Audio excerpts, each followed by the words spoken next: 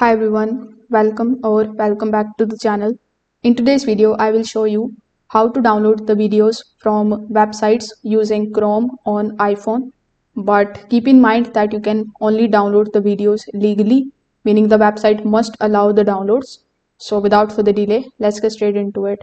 So first of all, here is one important thing that you need to understand. iPhone Chrome doesn't support downloading any video from any website like a PC web browser. Now, most of the websites block it for copyright protection. So the real working method is using the website's official download option. So in your iPhone, you just have to open your Chrome web browser. Afterwards, you just have to open the website link, the videos of which you want to download. For example, let's say you want to download the videos from pexels.com. So you just have to click or you just have to search for pexels.com. When you are here, click on the option of videos. Afterwards, you will find a bunch of different free videos that you can download. So here you just have to select that particular video which you want to download.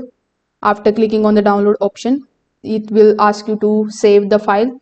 So you just have to click on the option of save, then tap and you need to save the file in the file application.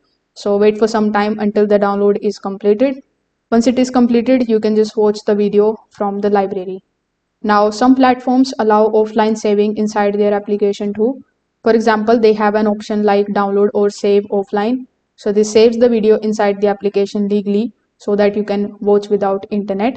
Now, if a video is playable but not downloadable, you can use iPhone's screen recording. You can swipe down from the top right and then tap on the option of screen record. Then you can play the video in the full screen. When you are done, stop recording and this video saves to your Photos application. This is the easiest option for personal use, like saving the tutorials or your own content. Now here is important note that I would like to mention, like avoid any of the random download from any site tools because many of them are unsafe, show ads and steal the data. So if this video helped you out, make sure that you like this video and subscribe to the channel. Thanks for watching.